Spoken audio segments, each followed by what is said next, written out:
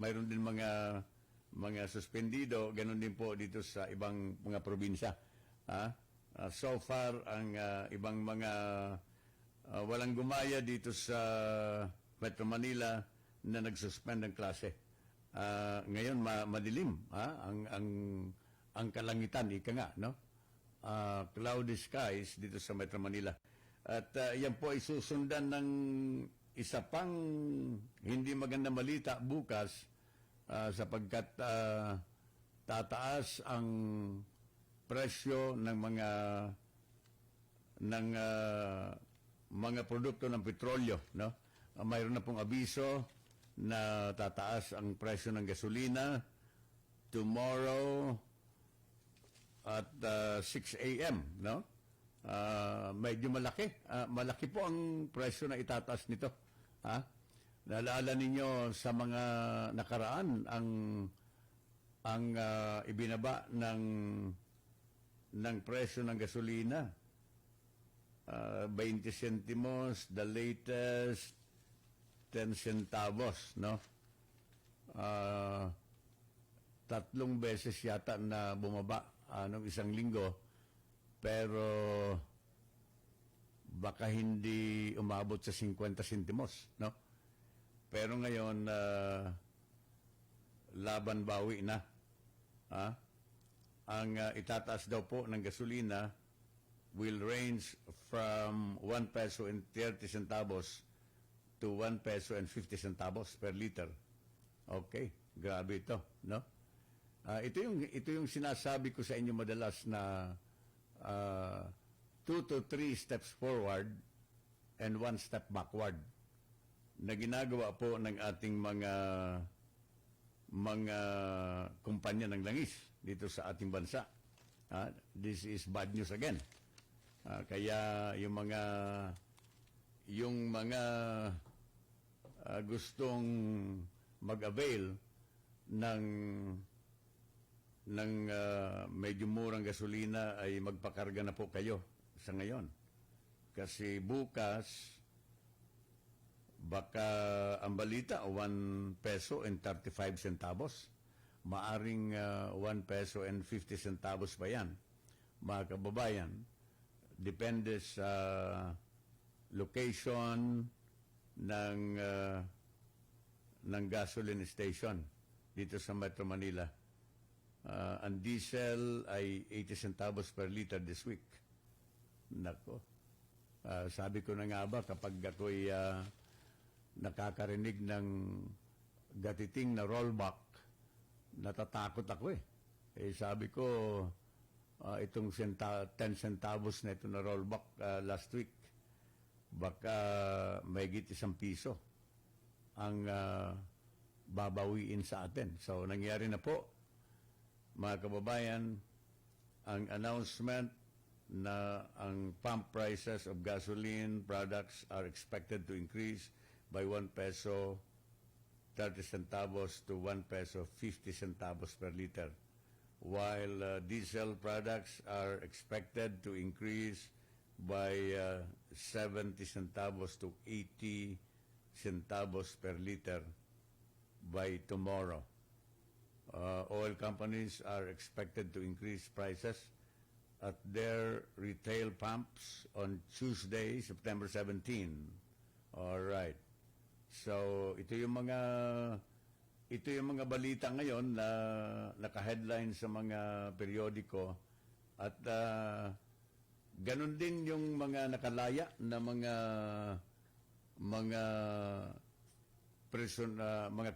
convicted criminals, no? Na napalaya sa pamamagitan po ng GCTA na ngayon ay hinahanap na ng mga pulis. May mga kinakatukan, no? Ito dito sa yung isang 60 years old na convict in Malabon City na 5 buwan nang napalaya, kahapon kinatok ng pulis doon sa Malabon. Kasi ang mga sumuko lang ay 1,914 out of Teka, no? Hindi. Ang hinahanap pala, 1,914. Ang sumuko ay 431. Ang liit ng percentage. Wala pang 1/4 of the total convicted criminals na hinahanap ng pulis ngayon. At ang last day ng binigay na palugit ng Pangulo ay September 19. Ha? Today is September 16, 17, 18, 19. Thursday. Ang palugit po ng ating Pangulo ay Thursday with 4 days to go. At yung elite force ng PNP ay pinakilos na po. Pinakilos na ngayon. PNP South, pinakilos na ngayon ng liderato ng PNP para hanapin ang iba pang mga convicted criminals. Iba-iba kasi ang ano dito, iba-iba ang mga legal opinions dito. Yung ibang mga abogado, sinasabi nila ay talagang hindi na pwedeng arestuhin. At hindi pwedeng i-declare na fugitive ang mga bilanggo nito kapagkat napalaya na po sila. Regardless kung mali. Ang pagpapalaya sa kanila, no? Iyon ang ibang mga legal opinion. Pero ang ating gobyerno, sabi naman nila, mali yung pagpapalaya. Kaya isaayos natin. And I think the release order was recalled, ni-recall ng Bucor at ng Department of Justice. Kaya iba-ibang mga legal opinions dito tungkol sa pag-surrender. Pero ang sigurado dito mga kababayan na itong mga foreigner ay wala na. Wala na. Siguradong ligtas na po yun. Kung nandoon na sila sa kanilang mga bansa, ay wala na yun. Alangan naman na sila ay babalik sa Pilipinas na ini-enjoy na nila yung kanyang freedom, no? Doon sa ibang bansa. Kaya malabo ito. Unless na may extradition treaty ang Pilipinas doon sa mga bansang yon, na mahabang proseso po yon, mga kababayan. Kaya ngayon, pagtiyagaan natin yung mga Pilipino na nandito pa. Pero may balita yung BI. Dito sa isang periodiko, none of the 1,886 prisoners out on GCTA has left the country. Ibig sabihin, wala pang record ang BI na sila po ay nakalabas na ng bansa. Ay tingnan ninyo. Baka ang mga kriminal na ito walang record sa BI pero nakapuslit na. Marami pong magagawa sapagkat may mga pera ito. Pwede silang umalis ng Pilipinas sa pamamagitan po ng pagdaan sa southern backdoor ng Pilipinas, no? Pwedeng alam niyo, pwedeng sila ay mag-hire ng pribadong speedboat, from Sulu to Malaysia. O di ba pwede? O pwede naman eh. At maaring sila po ay nakapag-secure ng mga peke na passport, mga kababayan. Kaya sa BI, walang record na ni isa man dito sa mga pinalaya na ito sa GCTA ay nakapuslit sa bansa, mga kababayan ko. Tingnan natin kung ano ang final evaluation ng Bureau of Immigration. Pero as of yesterday, yun ang sinasabi nila. wala pa nakakalabas ng bansa sa almost 2,000 na mga nakalaya sa GCTA.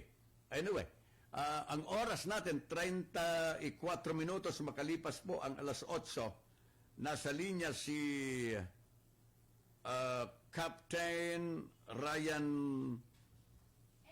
No. Nandito kasi. Akala ko ito nasa si Ella Mercado pala nasa linya.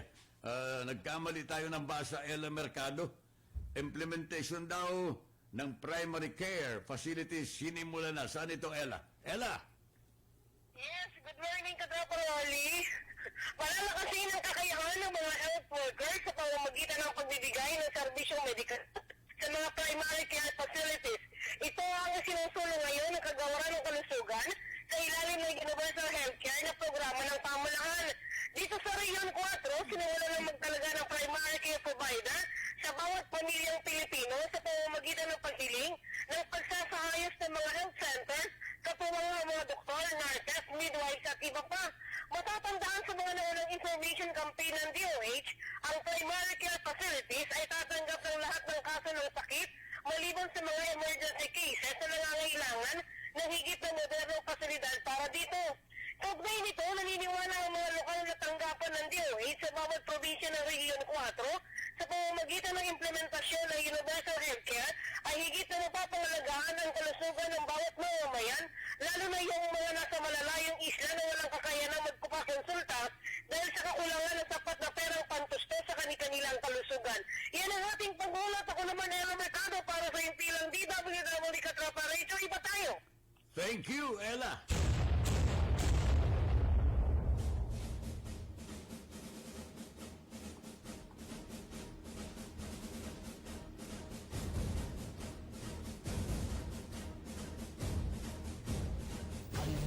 Kanyon, si Rolly Canon.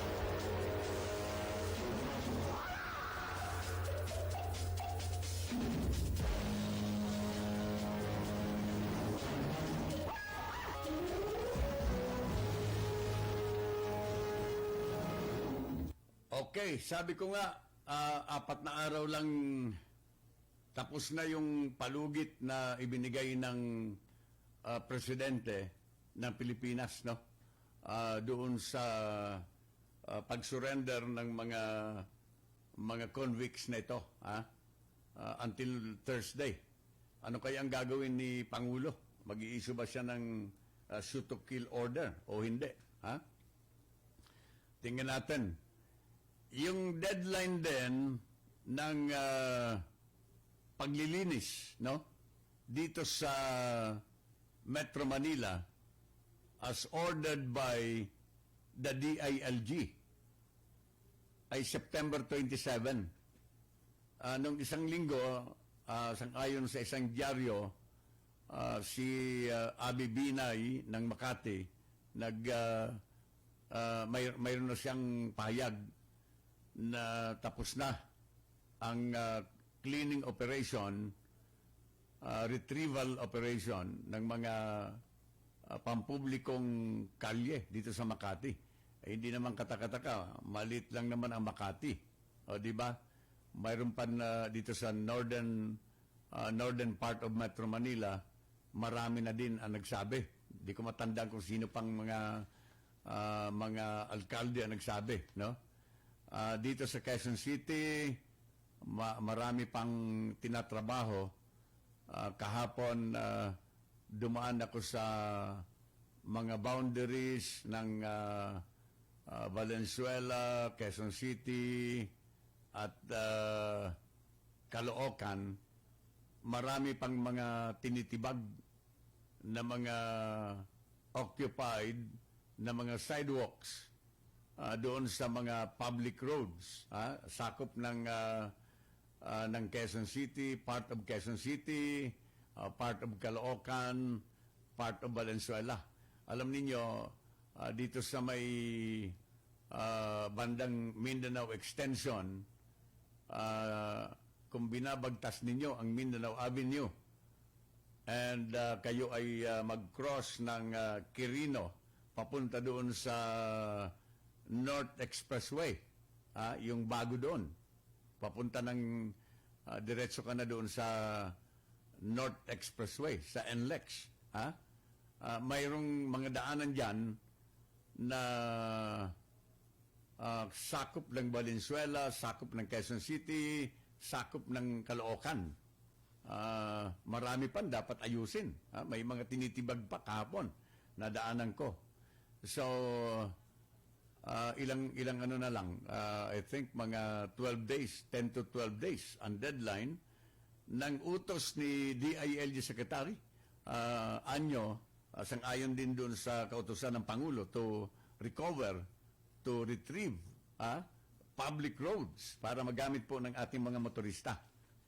At pinagbawal na itong mga paggarahe o kaya pagpark dito sa mga pampublikong kalsadang ito. In Makati, doon sa may bandang Makati Avenue, dati-dati doon sa mga maliliit na kalsada doon. Crossing the Makati Avenue, ang dami-daming nakapark. Pero ngayon, wala ka na makita sa Makati. Kaya maganda ito sapagkat na-instill ang ating disiplina sa mga tao. Dito sa mga deadlines at kahapon, sabi ng Pangulo na malapit nang magtapos ang kanyang termino, kaya ito puspusa na ang paglaban sa korupsyon at droga, kasi matatapos na daw ang kanyang termino. So wala nang sasayanging panahon ang administrasyong ito para labanan ang lahat ng uri ng korupsyon dito sa ating bansa. Kanyon, si Rolly Canon.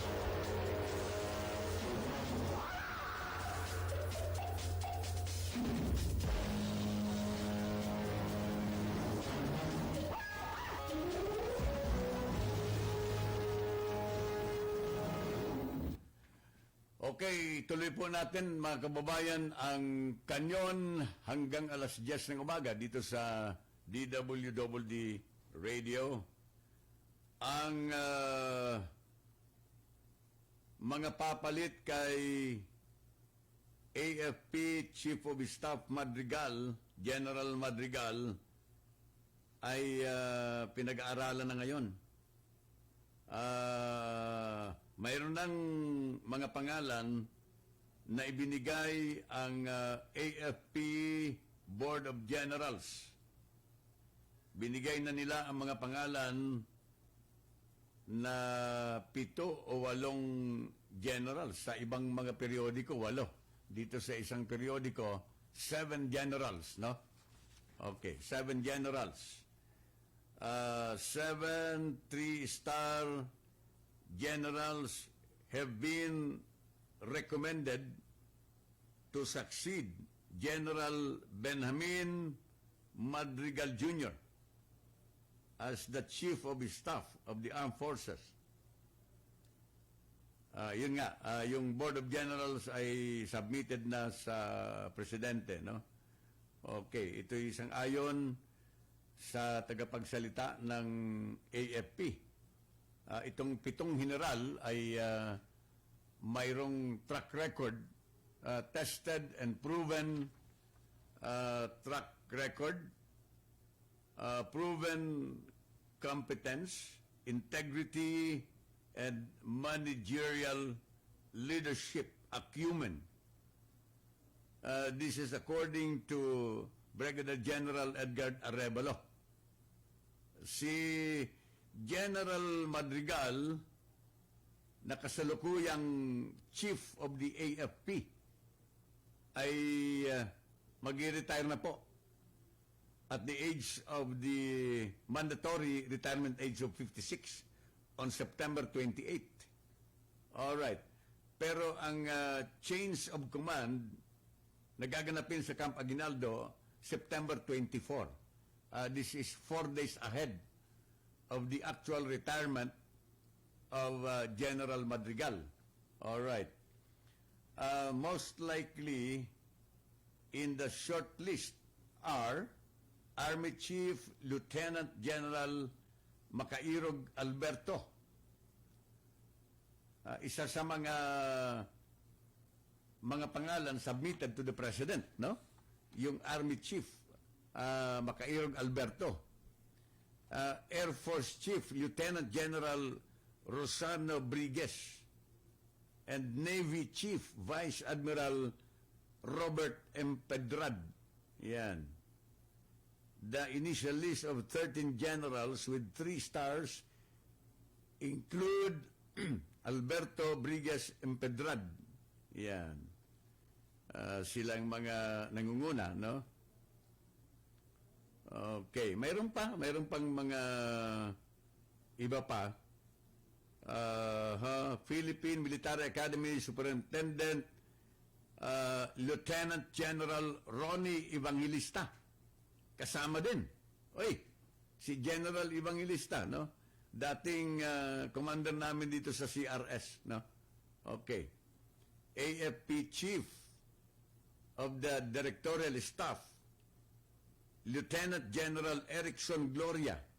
AFP Vice Chief of Staff, Vice Admiral Gaudencio Collado Jr., AFP Inspector General, Lieutenant General Ramon Lim. Ito binabasa ko sa periodiko po ito, ha?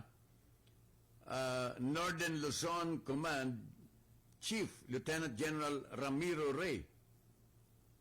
Southern Luzon Command Chief, Lieutenant General Gilbert Gapay. Western Command Chief, Vice Admiral Rene Medina. Central Command Chief, Lieutenant General Noel Clemen. Eastern Mindanao Command Chief, Lieutenant General Filemon Santos Jr. And Western Mindanao Command Chief, Lieutenant General Cerilito Subihana. Ito yata yung mga nasa short list ng Board of Generals ng Armed Forces of the Philippines, na isa dito sa mga nabanggit ko, mga kababayan, ang susunod na Chief of Staff of the Armed Forces. Kanyon, si Rolly Canon.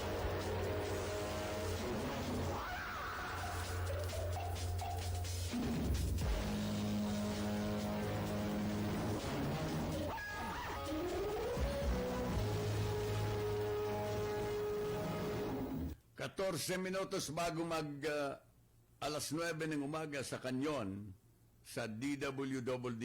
Yan. Maaari daw na ma-extradite pala si CPP Founding Chairman Jose Maria Sison. Yan. Tinatrabaho na ngayon ng PNP ang pagpapawalang bisa ng kanyang refugee status doon sa Dutch government. Yan. Ayon kay Presidential Spokesman Salvador Panelo, ito ay kung papayag ang pamahalaan ng the Netherlands, no? Nauna na kasing humingi ang Philippine National Police sa International Criminal Police Cooperation or Interpol para madakip si Sison. Matapos po na magpalabas ng warrant of arrest ang Manila Court dahil sa Inupakan Massacre noong 1980. Okay, kailangan naman talagang harapin ni Joma Sison ang kanyang kaso sa Pilipinas, no? Murder ito. Maraming mga criminal offense na dapat harapin si Joma Sison sa bansa. At ang opinion ni General Anyo, ni DILG Secretary Anyo, na hindi pwede na may refugee status ito si Joma Sison sapagkat siya po ay isang terorista at kriminal na dapat harapin ang kanyang kaso sa Pilipinas. That's the opinion of General Anyo, Secretary Anyo ng DILG, mga kababayan, no? Hindi na pwede na manatili na nakatago sa refugee status, doon sa asylum. Balita may asylum status pa. Hindi natin alam kung ano ba talaga, kung bakit patuloy na pinoprotektahan ng the Netherlands itong si Joe Masison na wanted sa Pilipinas. Wala yata tayong extradition treaty with the Netherlands. No? Wala eh. Mukhang wala tayo. So, kailangan dito pakiusapan na lang siguro. Representation coming from not necessarily from the President, siguro. Maybe coming from the police, no? DILG, coming from the Armed Forces of the Philippines or DND, Department of Foreign Affairs, itong magsama-sama na. You have to make representations doon sa gobyerno ng the Netherlands para ma-extradite patungong o kaya pabalik sa Pilipinas itong si Joe Masison para dito niya harapin ang kanyang kaso. Anyway, matanda na naman ito eh. Palagay ko bago siya masentensyahan sa Pilipinas, baka alam niyo, hindi tayo nakakasiguro ng buhay ng tao. 87 na yata ito. Kung hindi ako nagkakamali. Ang kaso, kapag dininig ang kaso sa Pilipinas, umaabot ng 5 hanggang 10 taon. Yan. Di ba? Kung ako kay Joe Masison, ay pagbibigyan ko na ang bansang Pilipinas, no? Para sa ikatatahimik ng bansang ito. I will face my accuser. And I will face the court. Ipagtatanggol ko ang sarili ko sa harap ng korte.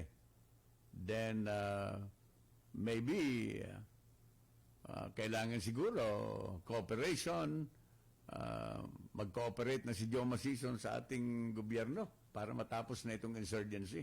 Yun naman ang goal ng presidente, to end insurgency in the country before the end of the term of the president in 2022. No? So hopefully, kung ma-extradite si Joe Masison dahil sa representation ng DILG at iba pang mga ahensya ng gobyerno, kapag na pauwi ito, ano malay ninyo, no? Ano malay ninyo, siya po ay makipagtulungan sa ating gobyerno para tapusin na itong insurgency dito sa ating bansa, para magkasama-sama na, di ba? Wala pong substitute sa isang matahimik na bansa. Ang isang matahimik na bansa ay nagiging maunlad. Walang kaunlaran na makakamit ang isang bansa kapag magulo. Walang foreign investors ang maglalagak ng kanilang kapital sa bansang yan. Hindi maganda ang tinatawag na investment climate ng isang bansa. So walang investor. Pero kung nagkakaisa ang mga tao, walang kaguluhan, walang mga terorismo, walang insurgency, walang extortion, walang kidnapping, walang ambush na isinasagawa ng kalaban ng gobyerno dito sa ating bansa, ay gaganda po ang ekonomiya. Lalong gaganda ang ekonomiya ng ating bansa. Foreign investors will come in. Even without amending the Constitution na pinopropose ngayon ng ilang mga economic managers na ipinipilit na i-amyenda ang saligang batas, the 1987 Constitution, so that they can give way to the economic provision, na luwagan daw ang economic provision para ma-entice ang ating mga foreign foreign investors na maglagak ng kapital sa Pilipinas. Isa na dyan sa mga gustong i-amend ng mga lawmakers sa rekomendasyon ng ating mga economic managers ay ang pag-aari ng 100% ng foreign capital. 100% na pag-aari at makabili sila ng 100% ng mga lupain, mga negosyo sa Pilipinas. So even without that, even without the amendment in the Philippine Constitution, the so-called economic provision, investors will come in kung hindi po magulo ang ating bansa.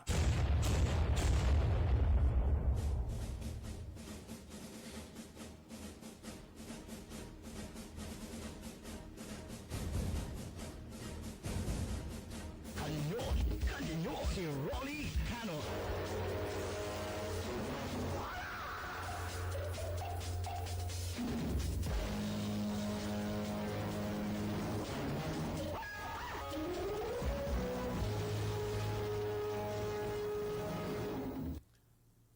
Congratulations sa NOLCOM.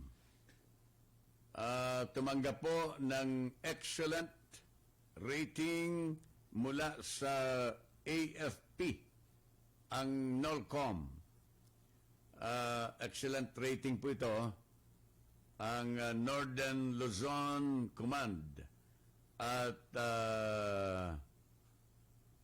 Plaque of Excellence dahil sa matagumpay nilang pangkalahatang operasyon na iginawad ni AFP Inspector General Lieutenant General Antonio Ramon Limsa. Naganap po ito sa 2019 Annual General Inspection sa Camp General Sevillano Aquino sa lungsod ng Tarlac. NOLCOM po, sa North Luzon po ito. Ang 2 linggong Annual General Inspection ay lalong nabatid na mabatid ang mission accomplishment, security preparedness, unit readiness, state of moral and discipline, at ang effective na at efficient na paggamit ng mga resources ng nasabing command ng NOLCOM. Siguro maganda yung management ng kanilang tao at mga resources sa NOLCOM, no?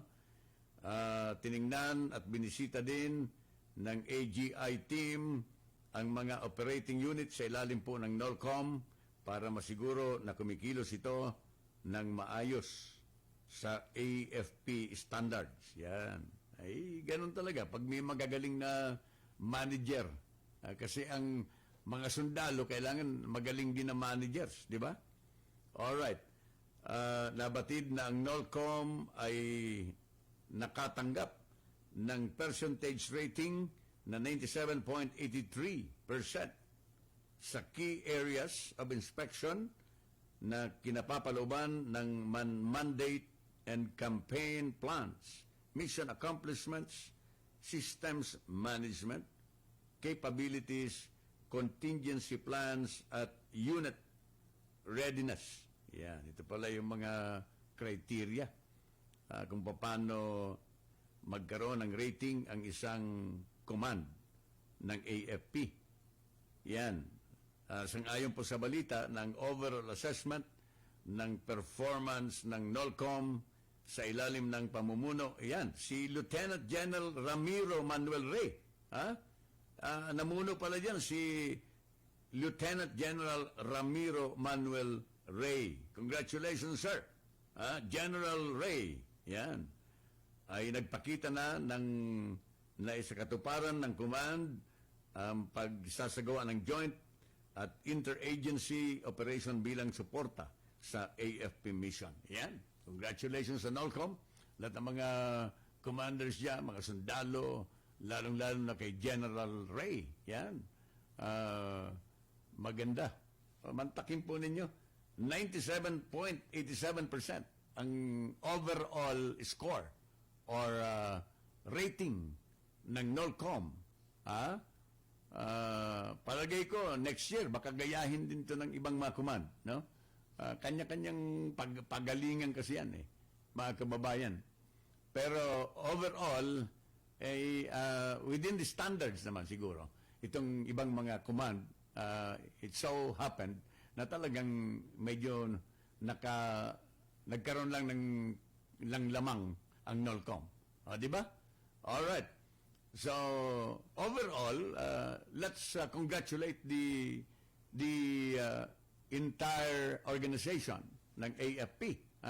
Kasi they're doing a good job all over the country, di ba?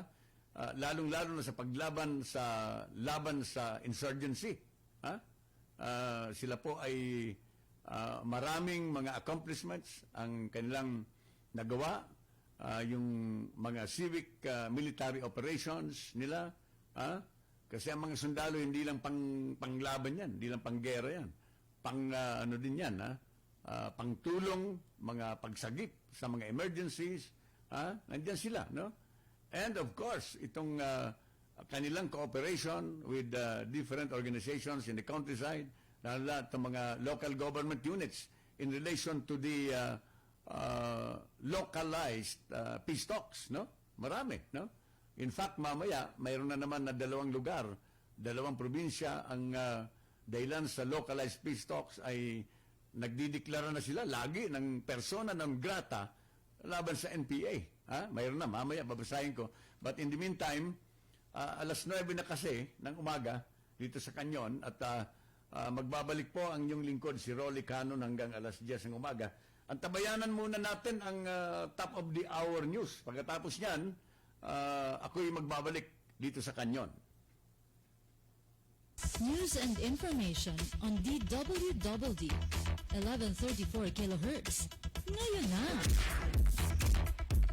Magandang umaga. Matagumpay na idinaos ng Armed Forces of the Philippines Reserve Command ang sinagawang takbo sa Laang Kawal na may temang Laang Kawal, makabagong lingkod bayang maaasahan sa panahon ng digmaan, sakuna at kapayapaan bilang parte ng kanilang selebrasyon para sa 40th National Reservist Week ngayong taon. Ginanapang naturang aktibidad sa Lapu-Lapu Grandstand sa Campo General Emilio Aguinaldo, Lungsod, Quezon, kahapon ng umaga, Setyembre 15, sa pangunguna ni AFP Reserve Command, Commander Colonel Ferdinand M. Fraginal. Ang aktibidad ay dinaluhan ng mga kalahok mula sa iba't ibang unit at opisina ng GHQ AFP gaya ni Deputy Chief of Staff for J9 Commodore Ramil Roberto Enriquez, mga personnel ng CRS AFP at AFP Rescom, mga reserve command ng mga major service units at mga dependents ng mga ito. Nagpasalamat naman si Fraginal sa lahat ng lumahok sa kanilang ginawang fun run for a cause. At yan ang balitang hatid ng News Express Top of the Hour News. Ako si Junior Katropang Angelica, nagbabalita para sa DWWD Katropa Radio. Iba tayo.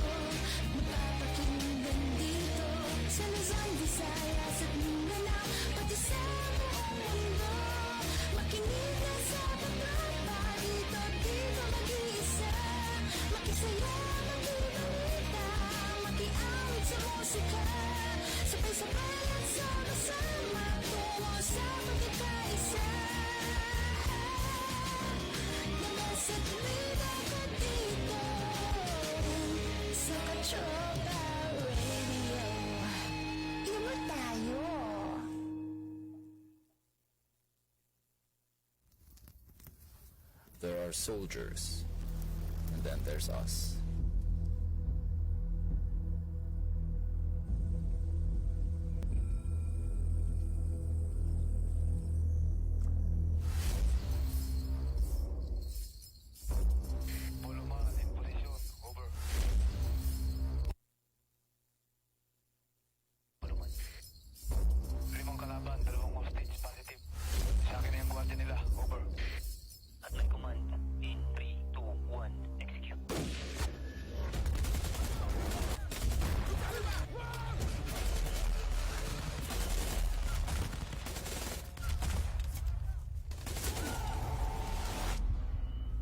This is what we signed up for. We endure no matter how hard we fall, how much it hurts, or how heavy the burden.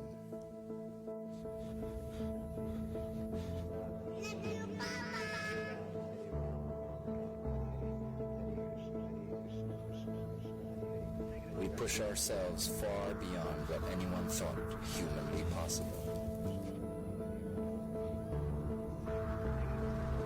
We are never out of the fight.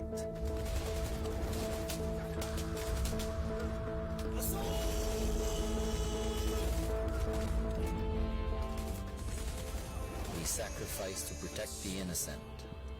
We free the oppressed.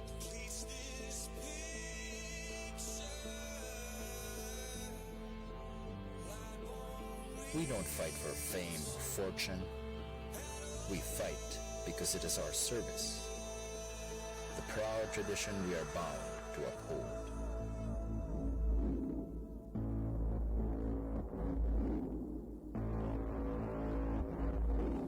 We are the Special Operations Command of the Philippine Army.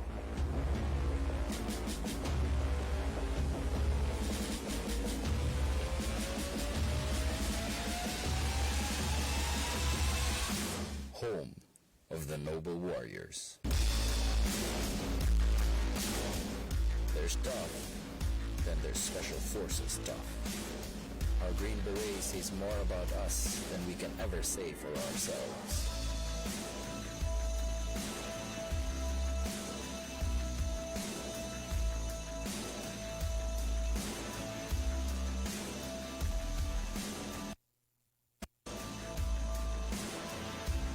We have a specific set of skills that allow us to infiltrate enemy lines via air, land,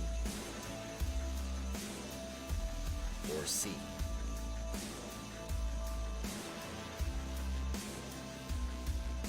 We are silent professionals, forged in the crucible of combat. Scout Rangers are the best hunters in the jungle.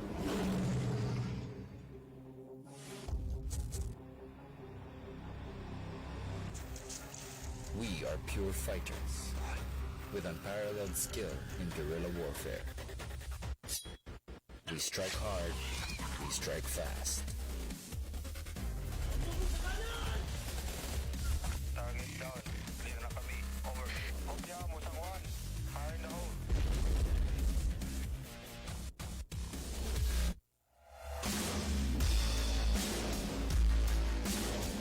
The light reaction is the premier counter-terrorist force of the armed forces. We are modern soldiers specialized in surgical strikes and urban battlegrounds. Sector clear. Tiradores. Move.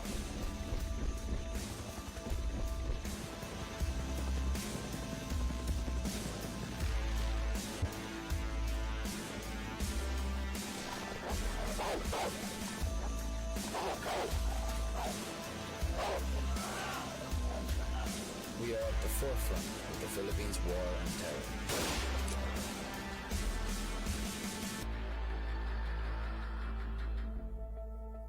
Hostage secure. I say again. Hostage secure.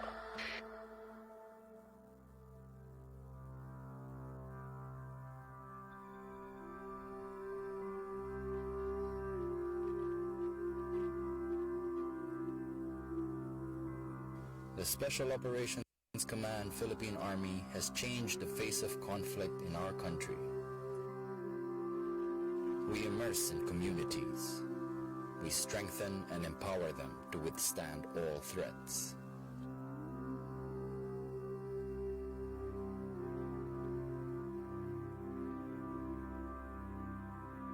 This is what we were trained to do. We were bred to accomplish.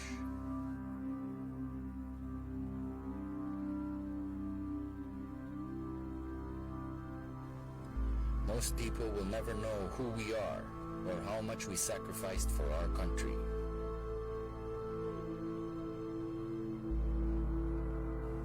Yet in our hearts, We are proud to be your noble warriors.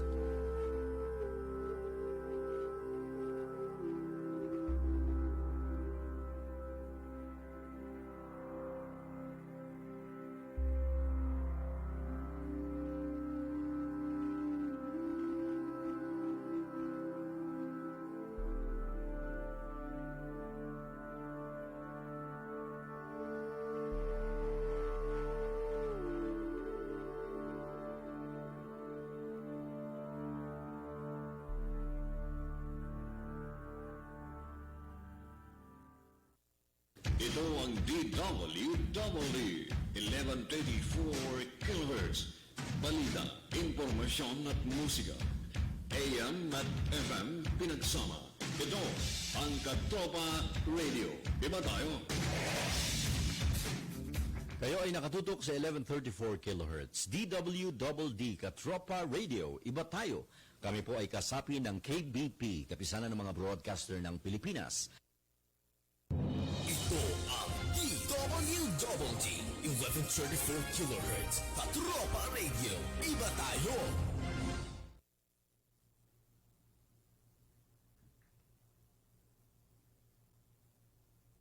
Kanyon, Kanyon, si Rolly Canon.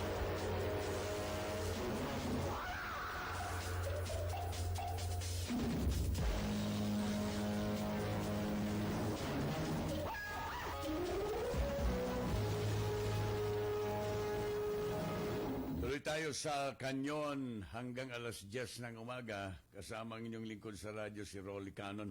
Nakatutok sa Facebook Live si Maria Aplicador Espino. Sabi niya rito, hello. Okay, thank you very much. At ituloy natin yung kaninang sinasabi ko, mga kababayan, tungkol sa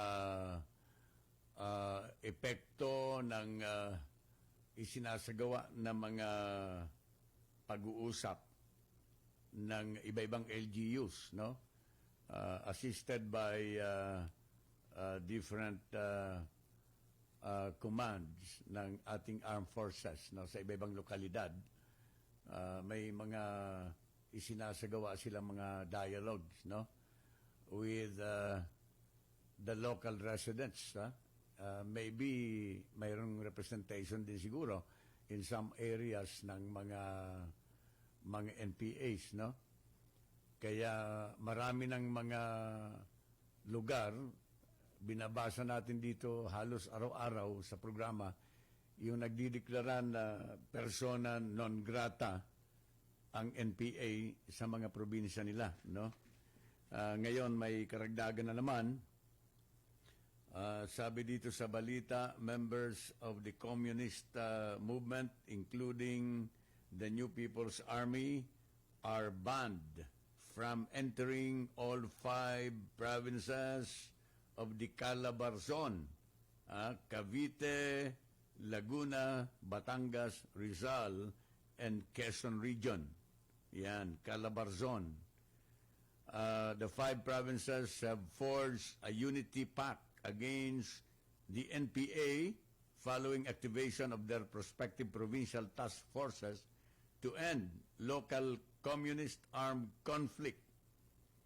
Brigadier General Arnulfo Marcelo B. Burgos Jr., Commander of the Army's 2nd Infantry Jungle Fighter Division, 2nd ID, said the Southern Tagalog Province's spirit of unity signals the High 5 PTF LCAC region-wide implementation in pursuit of President Rodrigo Duterte's Executive Order 70, calling for a whole-of-nation approach to end the 50-year-old insurgency in the country. Napakaganda pong developments, no? Calabarzon, hindi na welcome ang NPA. Yan. Off limits na. Ito po ay may mga, ang ating mga residente ay may nagko-cooperate na po sila ngayon sa militar, unlike before, no? So ito ay nagpapakita lamang ng magandang developments, magandang accomplishments ng ating military organization, no? Mga kababayan, kalabarso nito, no? Karamihan sa binabasa ko na balita ng mga nakaraang araw sa programang ito, mga galing sa Mindanao, sa Visayas na sa mga probinsya, in different provinces in Visayas and Mindanao. Ngayon, Luzon ito. Aabot na sa 5 bayan sa lalawigan ng Misamis Oriental ang nagdeklarang persona non grata sa teroristang Communist Party of the Philippines New People's Army. O yan. Misamis Oriental naman ito, no? Ito ay makaraang maglabas ang munisipalidad ng Lagindingan, partikular ang Municipal Peace and Order Council ng Resolusyon DTO-02 na kumukundina sa mga gawaing kriminal at terorismo ng NPA at maging ng kanilang mga kaalyadong mga militanteng grupo na nagdudulot ng takot sa mamamayan ng Northern Mindanao. Yon. Doon sa resolution nila, isinaad din na patuloy daw na nilalabag ng NPA ang international humanitarian law sa kanilang mga ginagawang pag-atake sa mga inosenteng sibilyan at mga non-combatants doon sa Lagindingan. Alright. At may sinabi po si Major Reggie Go, ang pinuno ng 4th Infantry Diamond Division Public Affairs. Ang deklarasyon ng Lagindingan laban sa CPP-NPA ay nagbubuklod sa 5 pang mga bayan na sumunod sa kanilang yapak. Kung maaring yung iba pang bayan ay mag-declare din ng persona ng grata sa mga NPA. Nako, halos lahat na yata. Luzon, Visayas, Mindanao. Okay, dito sa South Cotabato, ganun din. Itinakwil ng munisipalidad ng Tibuli sa South Cotabato ang teroristang Communist Party of the Philippines New People's Army National Democratic Front. Makaraang ideklara sila bilang persona non grata ng probinsya, no? Ang hakbang ay nakapaloob sa Resolution number 94 Series of 2019 na ipinasa ng Sangguniang Bayan ng Tibuli. Yan. Na ito daw na NPA bilang unacceptable, hindi katanggap-tanggap, o kaya unwelcome, hindi sila ano ba yan? Kanais-nais. Yan. Hindi katanggap-tanggap, hindi kanais-nais. Ito po ang kanilang deklarasyon bilang suporta sa Executive Order number 70 ng Pangulong Duterte na nag-i-institutionalize sa whole of nation approach sa pagtamo ng inclusive at sustainable na kapayapaan sa ating bansa. So halos lahat ng lugar na ay nagkakaisa sa whole of the nation approach, sang-ayon po sa Executive number 70 ng Pangulo, mga kababayan. Kaya positibo ang Pangulo, no? Na sa nalalabi na daw na mga taon ay all out na ito, all out war laban sa insurgency, all out war laban sa corruption, sa droga, Talagang araw-araw na daw ito, sabi ng Pangulo. Talagang no let up at kailangan gawin sapagkat unti-unti na daw po na nauubos ang kanyang termino Ha?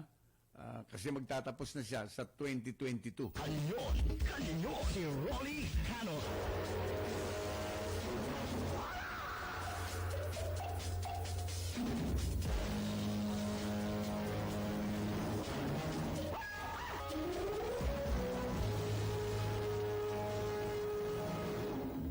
Yung palang issue tungkol sa karneng baboy, nako, ang hirap ha.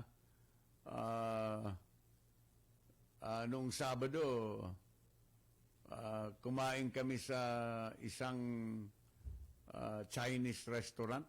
Nako, halos walang baboy eh. Walang baboy silang inihanda.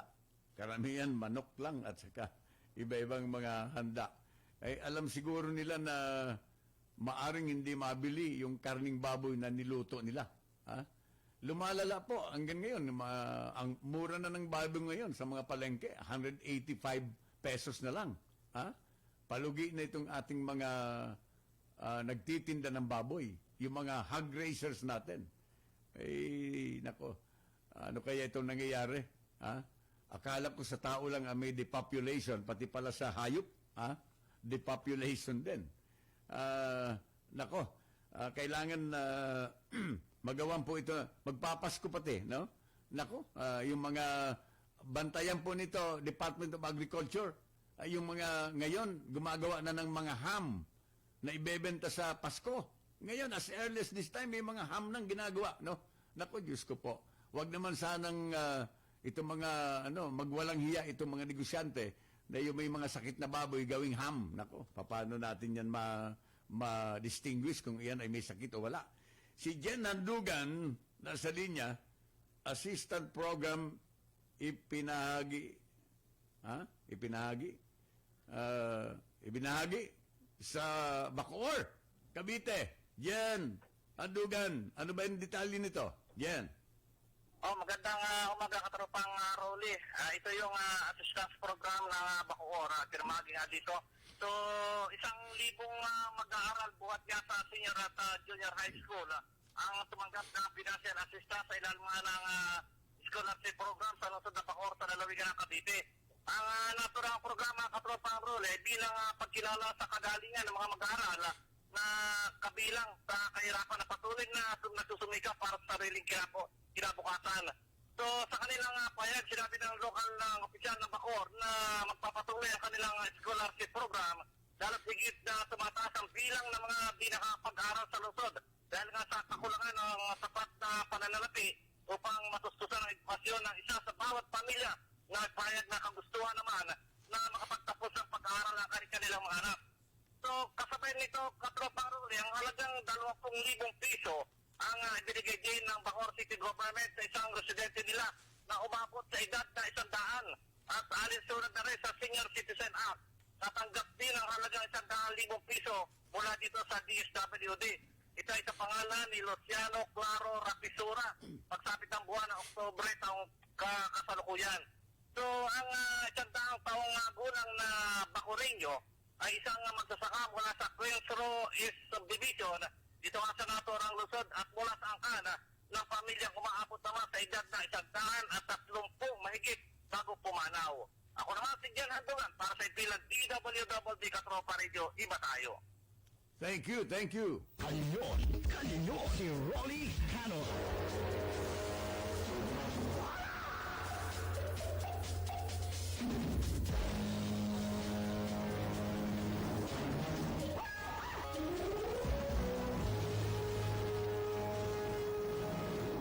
Ituloy natin ang ating palatuntunang kanyon hanggang alas 10 po tayo ng umaga. Yung palang utang ng bansa sa labas ng bansa, no? Foreign debt ay umaabot na sa $81.3 billion as of end June. Yan. Mayroon computation diyan in pesos. Umaabot na yata ng 7.9, almost 7.9 trillion pesos, no? Ang utang natin sa labas ng ating bansa. Close to 7.9. At maaring umabot daw yan sa umabot po sa 8 trillion by the end of 2019. Baka umabot pa. Huwag naman sana kasi alam niyo uutang na naman tayo sa mga foreign lenders natin, foreign creditors, kasi ang budget natin mataas, 4.1 trillion. Na ngayon ay hindi pa tapos na pinag-uusapan diyan sa Kamara. Minamadali na po yan. Sa halip na makatulong tayo na mabudget ng maigi ang pera, na yung ibang pera diyan ay uutangin pa ng Pilipinas, ay yung mga kongresista daw ay talagang humihirit ng 90 billion na pork barrel. Ayaw tawagin na pork barrel kasi bawal yan sa ligang batas, no? Bawal na po yan. Mayroon ng promulgation diyan ang Korte Suprema. Deklarado na po na unlawful, unconstitutional ang pork barrel. Kaya ang kanila ibang tawag alam naman natin na kulang ang budget natin, talagang iginigiit pa ito. Pero mayroon na yatang assurance ang namumuno sa Appropriations Committee na si Congressman Ungab. At noong isang linggo, mayroong payag si dating Secretary and now Speaker, Alan Cayetano, na as is na itong na budget proposal ng DBM. Wala nang insertion. Tingnan natin, kasi nung isang buwan, mukhang si Alan Cayetano mukhang payag doon sa insertion na yan. Pero tingnan natin kung sapagkat marami ang public opinion. Ang public opinion ay hindi po sumasang-ayon dito sa mga balaki na ito ng mga kongresista na mag-insert ng nasabing amount dito sa national budget for 2020. Okay. Ang growth target ng ating bansa ay kailangan daw ay umabot sa 6%. This is according to the Secretary of Finance, Carlos Dominguez, na nagsasabi that the government is keeping a fighting growth target of at least 6% this year to achieve the President's ultimate goal of reducing poverty incidence to 14% by 2022 and creating more opportunities for Filipinos. Sana magkatotoo ito, Secretary Dominguez, no? Na ang growth rate natin ay 6%. Alam niyo, yung Vietnam several years ago, ay talo tayo sa growth rate. Mga 8.5 yata ang growth rate ng Vietnam. Samantalang ang Vietnam, during the Vietnam War, ay pinulbos ito devastated ito. Halos walang matira dito sa ekonomiya ng Vietnam. Pero na-overtaken tayo, mga kababayan ko. Hindi ko maalaman kung bakit, no? Mas mataas ang growth rate ng Vietnam kaysa sa Pilipinas. At saka mukha yatang ang utang nila hindi kasing laki ng utang ni Juan de la Cruz dito sa ating bansa, mga kababayan. Kasi every year, hindi po natin naiwasan na umutang tayo dito sa World Bank, sa Asian Development Bank, at dito rin, mayroon tayong domestic borrowing. Ang ating Bureau of Treasury ay nagpapalabas po ng mga treasury bills para bilhin ng mamamayang Pilipino at a certain date ay tutubo na malaki. Mayroon yatang peryodo kung ilang taon, siguro mga 10, 20, 25 years, depende. Mataas siguro pag long term ang interest. Okay. So, kayo po ay nakikinig sa palatuntunang Kanyon kasama si Rolly Canon. Hanggang alas 10 po tayo ng morning. At ang oras natin ay alas 9:30 na. Magpakilala muna tayo muli ng ating himpilan. Sa pagising sa umaga, hindi ko ay masaya. Narinig sa radyo, boses ng katropa mo. Iba't ibang uri ng kwento, magpapakinggan dito. Sa Luzon, Visayas at Mindanao, pati sa buong mundo. Makinig na sa Katropa, dito di ka mag-iisa. Makisaya, makibalita, makiawit sa musika. Sabay-sabay at sama-sama, tungo sa pagkakaisa. Namasa't liba ka dito, sa Katropa Radio. Iba tayo.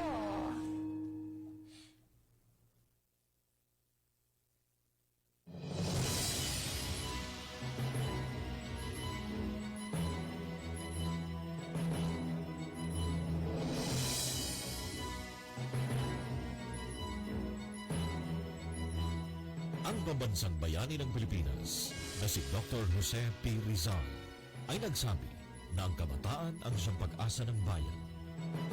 Sa murang edad, ang mga bata ay dapat nakikita sa loob ng paaralan, nakikipaghabunan at nakikipaglaro sa mga kaibigan, kasama ang buong pamilya na mag-aaruga sa kanila. Ngunit, bakit tila hindi ganito ang nangyari sa mga kabataang ito? Hindi paaralan ang kanilang pinasukan. Hindi rin kaibigan ang kanilang nagiging kahabulan. Sa murang edad, sila ay napapilang sa kilusan ng New People's Army. Kasama sila sa mga nagtatago at nakikipaghabulan sa mga miyembro ng otoridad. Mga bata na sa murang edad ay natuto ng makipaglaban.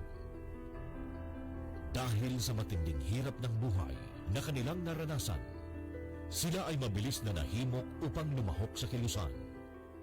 Yung tulungan yung pamilya natin, magkasundo lagi, at saka yung laging may suporta, at kung paano po matiwasay yung isip ko na hindi lagi iniisip yung problema sa pamilya, yung may solusyon ang problema sa pamilya, dun daw po sa MPA, solusyon daw po yun.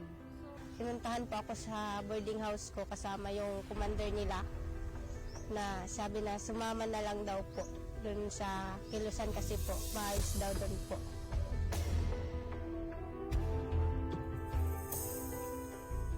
Hindi akalain ni Ka Gian at Ka Kayla na kabaliktaran na mga ipinangako sa kanila ang kanilang mararanasan.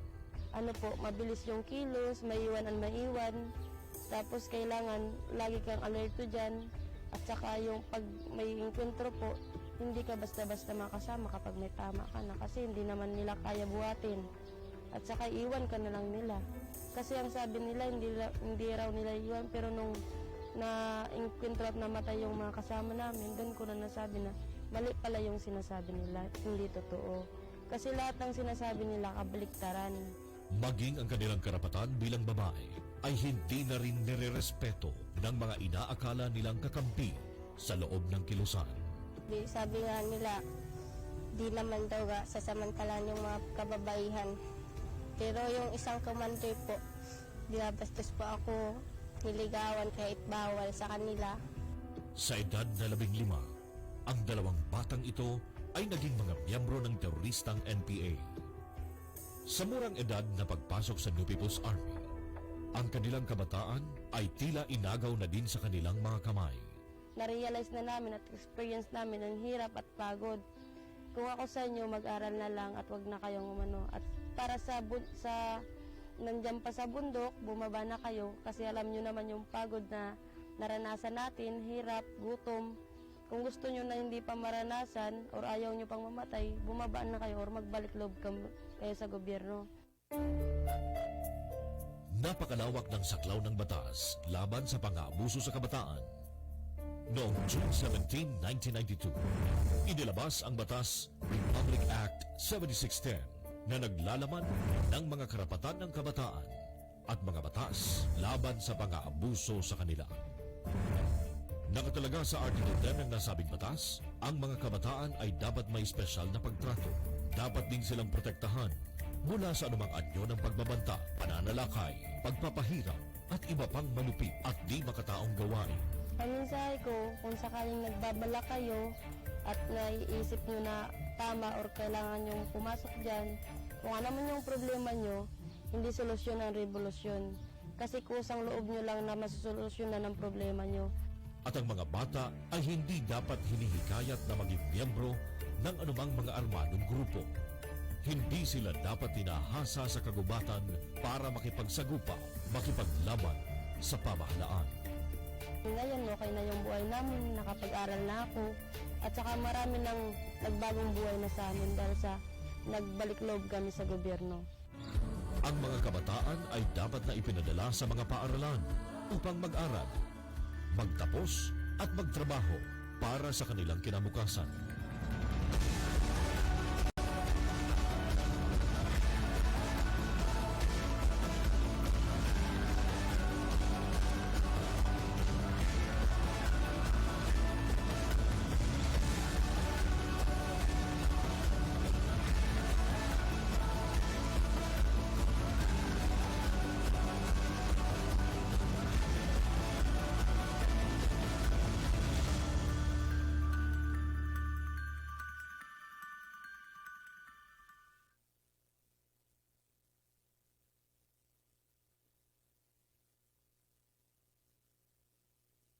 Ito ang DWWD 1134 kHz. Balita, impormasyon at musika. AM at FM pinagsama. Ito ang Katropa Radio. Iba tayo.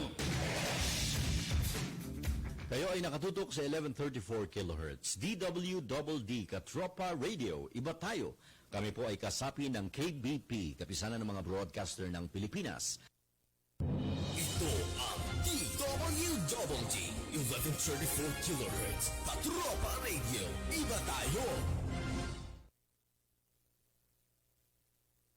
Kanyon, si Rolly Canon.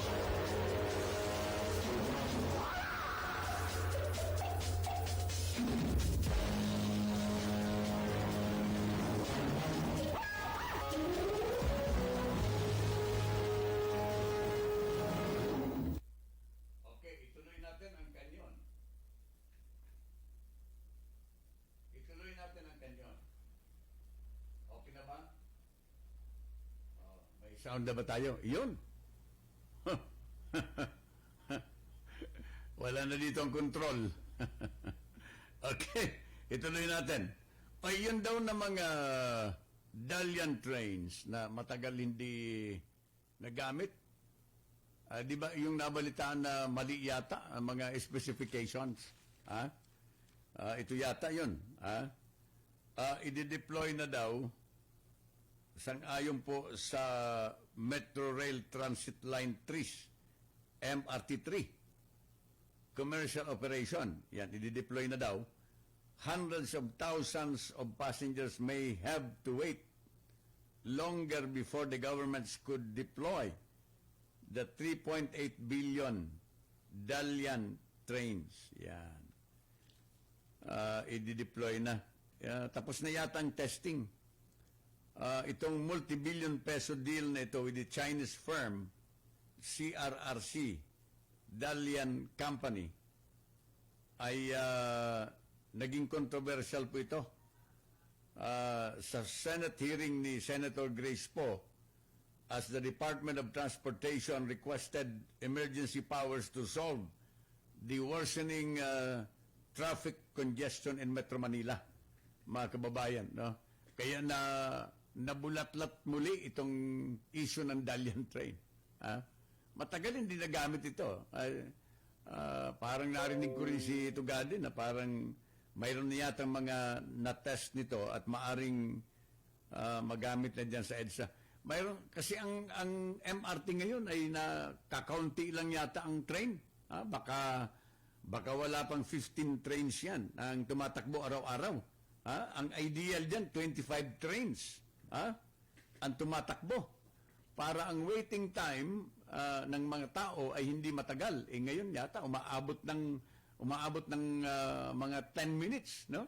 Ang waiting time. Kung nagmamadali ka, pagkatapos ang speed ng MRT ay 20 kilometers per hour, ay naku, napakabagal.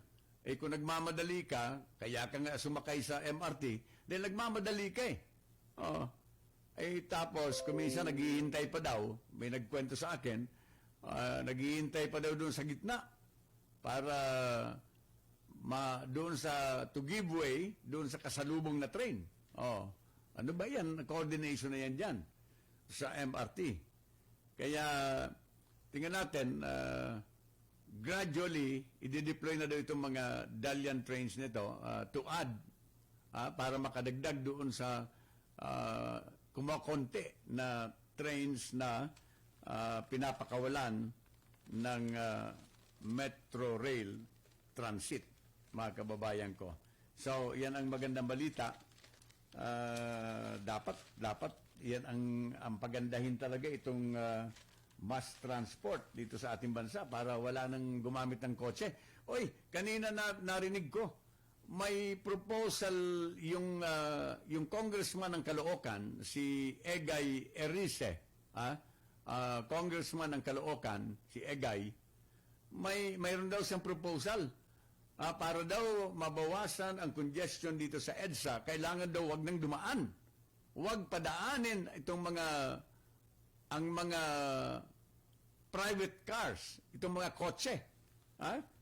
From 6 o'clock to 9 o'clock in the morning and 6 o'clock to 9 o'clock in the evening. Mga bus daw lang, mga FX, mga vans, mga SUV na vans, at saka mga buses, siguro yung mga angkas kung ano-ano, no? Yun lamang ang padadaanin, mga taxi, yan. Para daw lumuwag ang EDSA. 6 to 9 in the morning at saka 6 to 9 in the evening. Huwag daw padaanin ang mga private cars along EDSA. Wala pang reaksyon yung DOTR, wala pang reaksyon ang mga tao, wala pang reaksyon itong ibang mga kongresista dito sa panukala ni Egay Erice, congressman of Caloocan, mga kababayan, para daw ma-decongest itong EDSA, para makinabang daw itong mga manggagawang Pilipino, para daw madali ang pagbiyahe. Paano naman yung mga nagmamadali din na mga may-ari ng kotse? Nagmamadali din yung mga yan. May mga trabaho din yan. Saan nyo padadaanin? Ang maganda dyan, Egay Erice, Congressman Egay, yung mga motorsiklo, mas maganda kung yun ang padaanin mo doon sa mga secondary roads, doon sa interior na mga kalye. Maliliit kasi yan at saka yung mga taxi siguro, no? Pero yung mga private cars, peperuesyuhin ninyo, hindi naman siguro makatarungan. Palagay ko, maraming magre-react dyan sa proposal ni Congressman Erice ng Caloocan. Wala pa tayong reaction. Bago po yan, wala pa yan sa dyaryo. Na wala pa. Hindi ko nakikita dito sa dyaryo na nakapublish yan, nakabalita yan. Yan po ay galing kay Congressman Egay Erice ng Caloocan, na sabi niya, para maiwasan lumuwag ang EDSA, kailangan ipagbawal ang mga private cars na bumagtas dito sa EDSA. Kanyon, si Rolly Canon.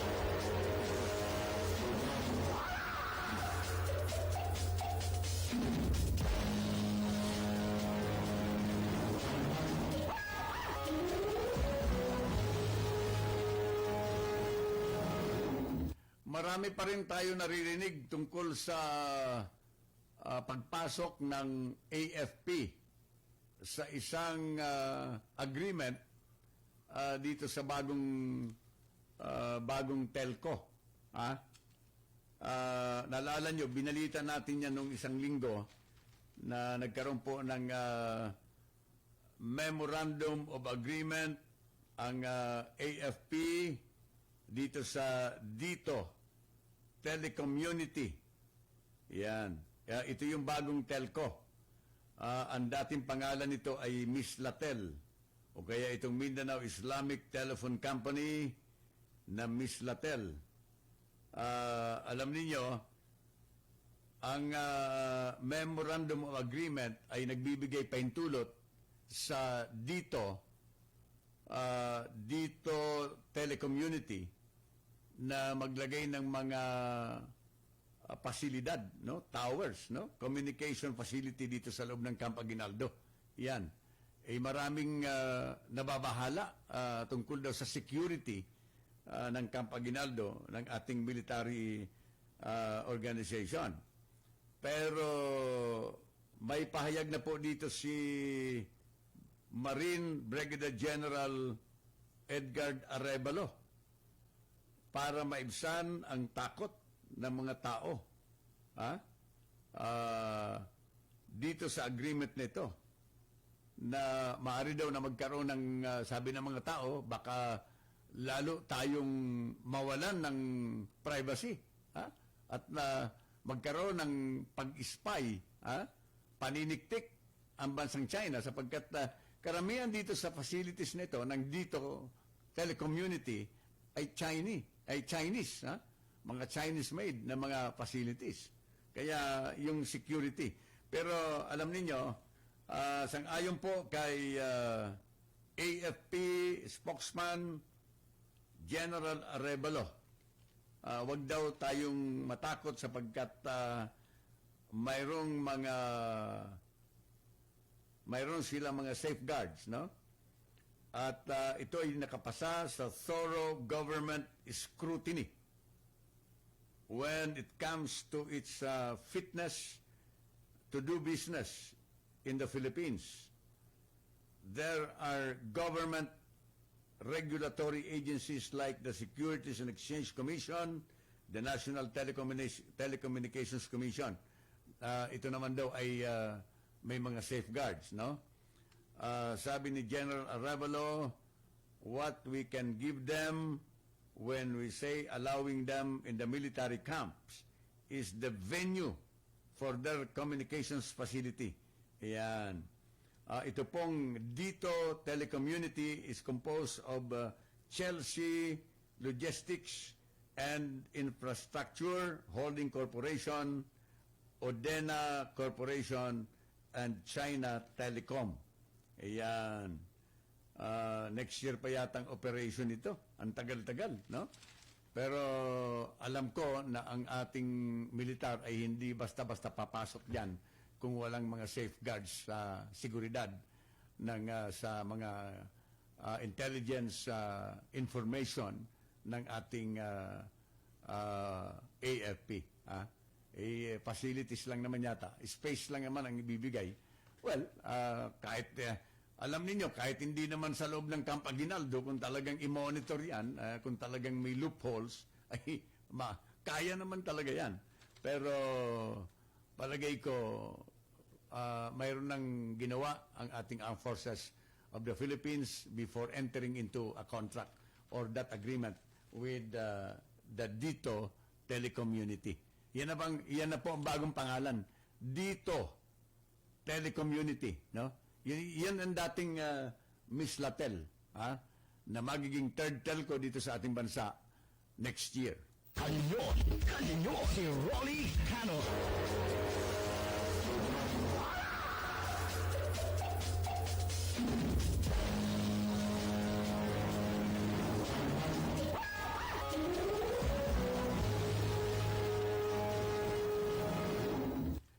Ituloy natin ang ating mga pagbabalita dito sa ating programang Kanyon. Hanggang alas 10 po tayo ng umaga. Mayroon na lamang tayong 11 minuto bago mag alas 10 ng umaga.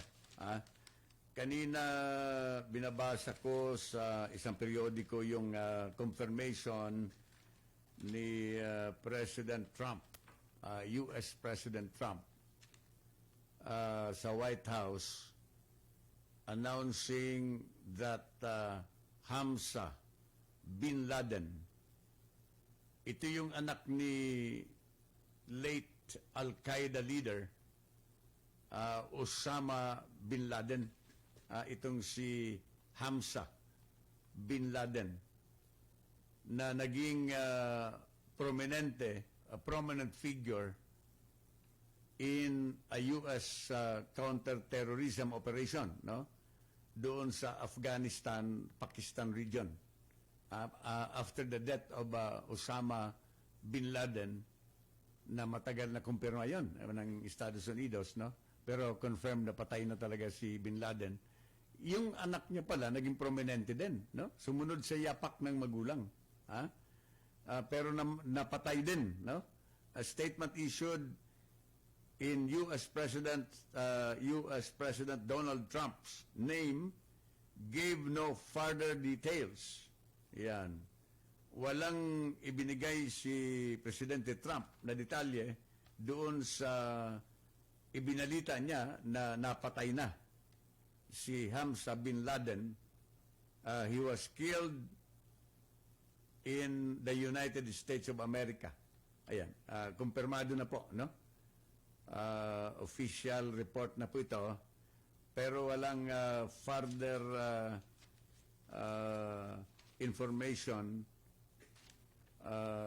beyond the statement na ito ng White House, no? American officials have said there are indications that the CIA, not the U.S. military, conducted the strike. The CIA declined comment on whether the agency was involved. Yan. Hindi kumpirmado kung yung CIA o kaya itong militar ng Estados Unidos ang nakapatay kay Hamza Obama. Alright. Okay. Sana mayroon detalye. Wala. Tatlong statement lang binigay ni Donald Trump. Bitin ang mga Amerikano. Pati yung ibang mga bansa, bitin din dito sa balita na ito sapagkat alam ninyo, ang terrorism is everybody's concern, no? Hindi lang ito concern ng Amerika, but ito ay concern din ng lahat ng bansa.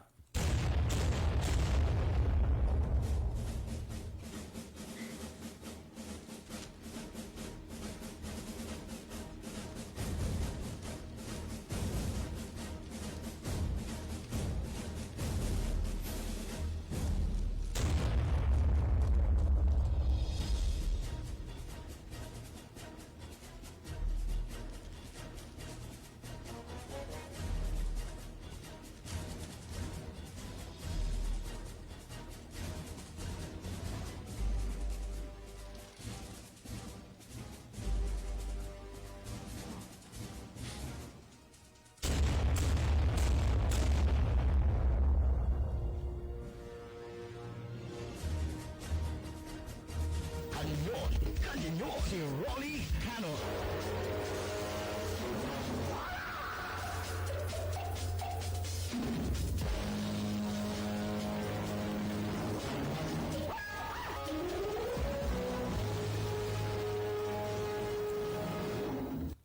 Ang result of the Senate investigation investigating the issue of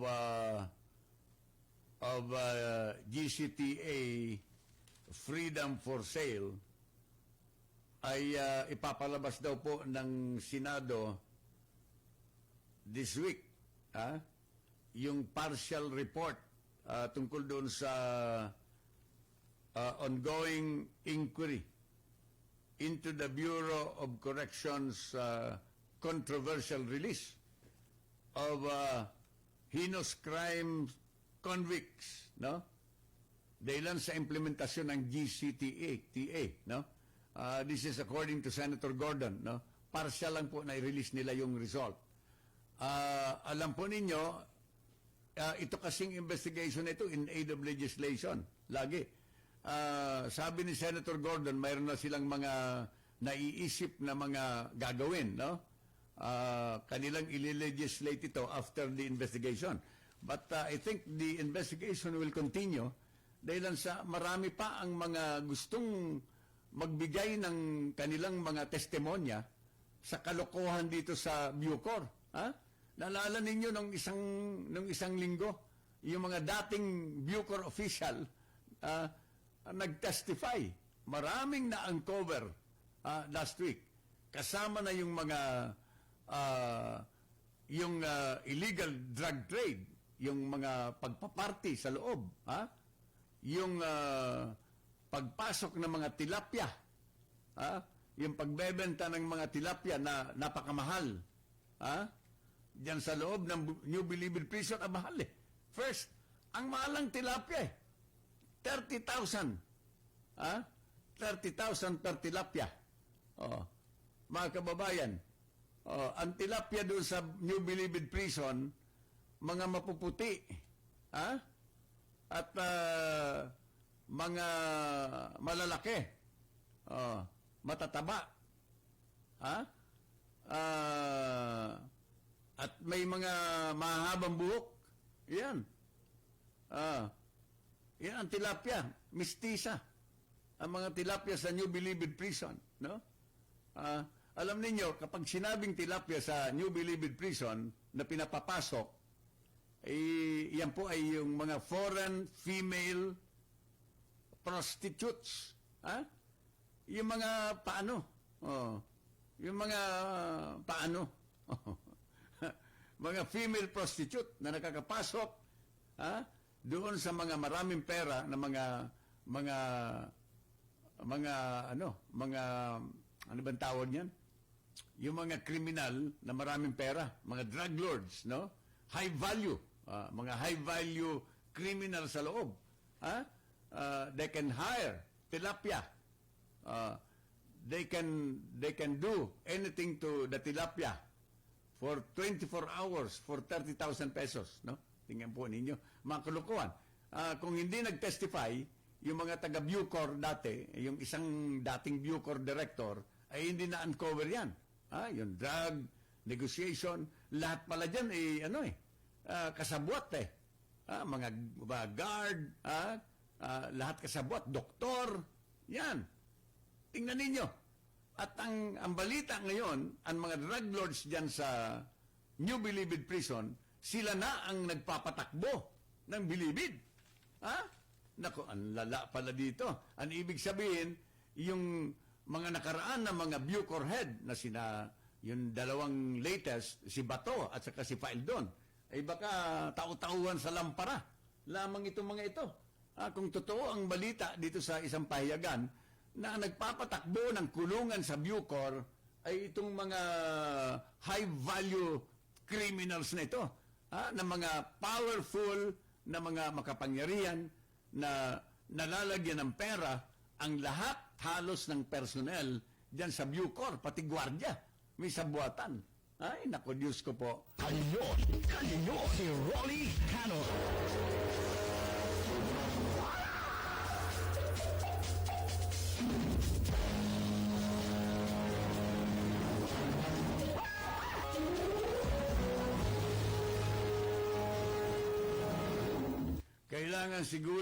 Kailangan siguro mga kababayan ay palitan na ng Pangulo. Lahat yan. I-overhaul na ninyo, Mr. President. Secretary of Justice Guevara, kailangan ang total overhaul. Kung sa kotse, ibaba ng makina. Palitan na ng mga piston, lahat-lahat. Lahat ng piyesa. Overhaul ng Bucor. Otherwise, walang kabuluhan itong mga investigation ito ng Senado. Okay. Mga kababayan, sa loob po ng halos 2 oras, sumainyo ang Kanyon, kasama po ang inyong lingkod sa radyo, si Rolly Canon. Magbabalik uli bukas Maraming salamat po sa mga tumutok sa Facebook Live, sa mga nakinig sa 11:34 na AM, at sa mga sumusuporta sa programang ito. At thank you for the assistance. Ito si ating co-pilot, si Jayton. Thank you. At whoever is the duty dyan sa Studio 1. No? Maraming salamat sa inyong lahat. At kami po ay umaasa na nakapagbigay ng maraming impormasyon at nahimay natin ang mga balita na kontrobersyal sa lalong ikakaunawa ng ating mamamayang Pilipino. Maraming salamat at bukas muli sa mga Bicolano, Diyos mabalo sa inugabos, mga tugang Diyos marhainal daw. Si Rolly Canon nagsasabing, I pray for peace. Kanyon! Kanyon! Inyong napakinggan si Rolly Canon sa isa na namang matalinong pagtalakay ng mga issue. Maraming salamat po at abangan ang kanyang pagbabalik at muling pagputok ng Kanyon! Ito ang DWWD 1134 kHz. Balita, impormasyon at musika. AM at FM pinagsama. Ito ang Katropa Radio. Iba tayo. Kayo ay nakatutok sa 1134 kHz. DWDD Katropa Radio. Iba tayo. Kami po ay kasapi ng KBP, kapisanan ng mga broadcaster ng Pilipinas.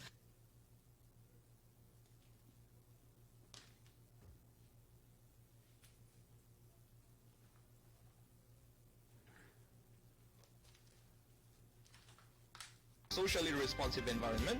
B. With the University of Rizal system, the only state university in the province of Rizal with 10 accessibly located campuses in Panay, Moro, Angono, Antipolo, Binangonan, Cainta, Cardona, Pililla, Rodriguez, and Taytay. The University of Rizal system is the only higher education institution in Rizal that offers graduate degrees in agriculture,